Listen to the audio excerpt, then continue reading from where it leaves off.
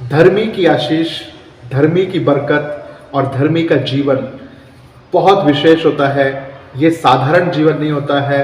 तो हम परमेश्वर के वचन से इस विषय को जानते हैं और परमेश्वर का वचन हमारे पाँव के लिए दीपक है और हमारे मार्ग के लिए उजाला है। भजन संहिता की किताब उसका 92 का 12वें वचन में इस प्रकार लिखा है, धर्मी लोग खजूर के समान फूले फलेंगे और लबानोन के देवदार के समान बढ़ते रहेंगे। ये परमेश्वर की एक आशीष धर्मियों के लिए बताई गई है कि जो धर्मी व्यक्ति होगा वो खजूर के समान होगा, वो बढ़ता रहेगा, लहलाता रहेगा, वो बुढ़ापे में भी, पुराना होने पर भी वो रस भरा होगा, उसके अंदर बहुत फल होंगे, बहुत बरकत होगी, बहुत आशीषें होंगी। हमेशा उनके जीवन में बड़े बड़े काम वो देखने पाएंगे, बड़ी बड़ी गवाहियां उनके जीवन में होंगी और बुढ़ापे में, पुराने होने पर भी उनकी आशीषें खत्म नहीं होंगी, वरन हर नई कदम पर एक नई बरकत, एक नई आशीषें, नई चीजें उनके जीवन में आती रहेंगी। ये क्यों होगा उनके जीवन में? इसलिए नहीं कि उन्होंने अपने पेंशन प्लान को बनाया है, ये नहीं कि उन्होंने बहुत पैसा इकट्ठा कर लिया था, या ये भी नहीं उन्होंने बहुत बैंक बैलेंस अपना ठीक कर लिया था। नहीं, ये बात हो रही है धर्मी व्यक्ति के विषय में। ये नहीं हो रही कि उसने बहुत पैसा जोड़ के रखा इसलिए आज वो अच्छे से फलवंत हुआ है। नहीं, ये वचन देखिए 12वें वचन में साफ लिखा है, धर्मी लोग खजूर के समान फूले फलेंगे और लबानोन के देवदार के समान बढ़ते रहेंगे। वे यहोवा के भवन में रोपे जाकर हमारे परमेश्वर के आंगनों में फूले फलेंगे। वे पुराने होने पर भी फलते रहेंगे और रस भरे और लहलाते रहेंगे, जिससे ये प्रकट हो कि यहोवा सच्चा है। ये बात प्रकट हो जाएगी कि परमेश्वर भला है, वो सच्चा है, वो धर्मी को कभी छोड़ता नहीं है, वो धर्मी को बरकतों से भर देता है।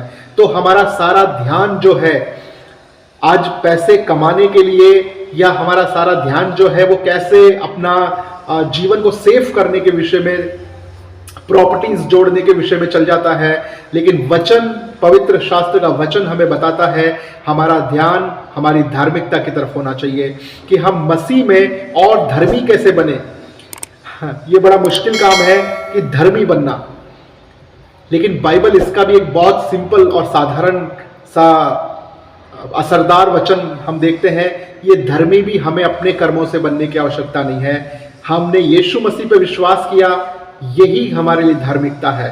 देखिए वचन को पढ़ते हैं, रोमियो की किताब उसका 3 अध्याय और 24वें वचन में यह लिखा है, परंतु उसके अनुग्रह से उस छुटकारे के द्वारा जो यीशु मसीह में सेत मेत धर्मी ठहराए जाते हैं, यीशु मसीह के द्वारा आप सेत मेत धर्मी ठहराए जाते हैं। अर्थात इसका मतलब है फ्री में आप धर्मी ठहराए गए हैं। आपके कर्मों से आप धर्मी नहीं बन सकते, अपने चाल चलन से आप धर्मी नहीं बन सकते, अपने सोच विचारों से धर्मी नहीं बन सकते, लेकिन यीशु मसीह ने आपको ये धार्मिकता दी है।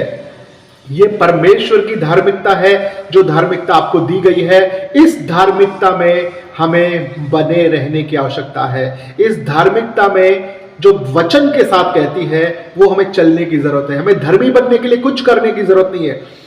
हमें सुबह 4 बजे उठ के ठंडे पानी से नहाने की जरूरत नहीं है। हमें धर्म के काम करने की जरूरत नहीं है, लेकिन हम धर्मी बनाए गए हैं, इसलिए हम धर्मी हैं और हम अच्छे काम भी कर सकते हैं, करना चाहिए। लेकिन इसलिए नहीं कि मैं अच्छे काम करता हूं मैं धर्मी बन जाऊंगा।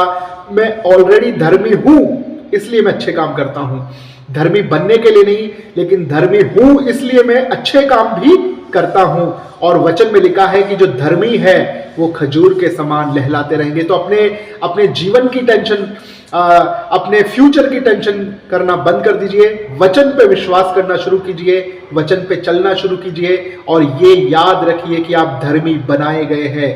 आप धर्मी है नहीं, धार्मिकता आपने कमाई नहीं है, परंतु ये धार्मिकता हमारे लिए एक तोहफा है। ये परमेश्वर का अनुग्रह है जो हम पे हुआ और हम सेत मेत धर्मी ठहराए गए हैं। प्रेज़ द लॉर्ड, आमीन।